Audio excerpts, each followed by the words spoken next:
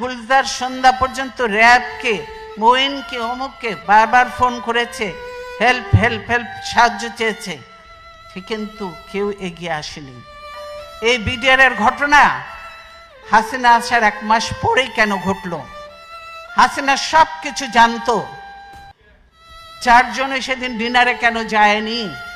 এটা চলে এসছে। এর আগে আমি ছিলাম, আমি গিয়েছি, হাসিনা ছিল, হাসিনাও গিয়েছে। এইবার কেন হাসিনা গেল না? তার পরের দিন কেন ঘটনা ঘটলো?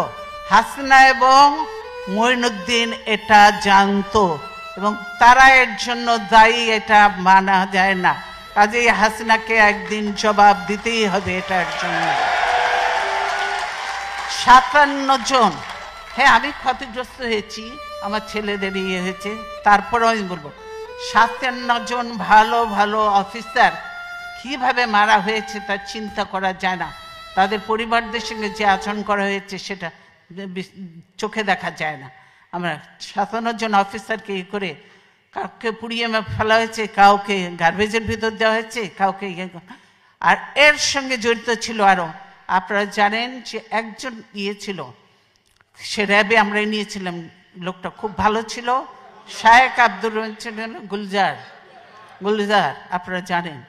গুলজার ধরেছিল ওই শায়েক আব্দুর রহমানকে, তার জন্য রাগ ছিল ওই আজম, মির্জা আজমের, তার বোনের জামাই ছিল। তার জন্য গুলজার সন্ধ্যা পর্যন্ত র্যাবকে, মঈনকে, অমুককে বারবার ফোন করেছে, হেল্প হেল্প হেল্প, সাহায্য চেয়েছে, কিন্তু কেউ এগিয়ে আসেনি। কি বলে, র্যাব আর্মি যে বসে আছে কিন্তু পারমিশন পাচ্ছে না, র্যাব ঢোকার পারমিশন পাচ্ছে না।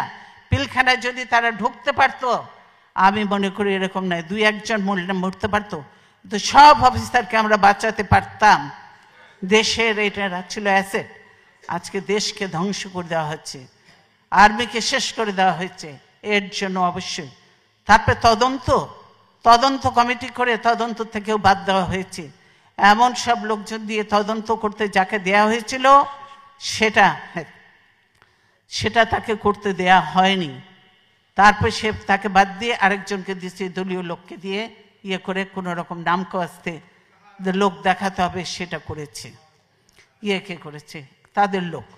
এইটা বুঝতে পারছেন। কাজে বিডিআর ঘটনার সঙ্গে হাসিনা এবং মঈনুদ্দিন সরাসরি জড়িত। তারা এদেরকে নিয়ে একসঙ্গে শেরাটন হোটেল থেকে খাওয়া এনে খেয়েছে। তাদের যে তখন একজন ছিল, কি দিদি ছিল না কি ছিল, কি নাম, তৌহিদ,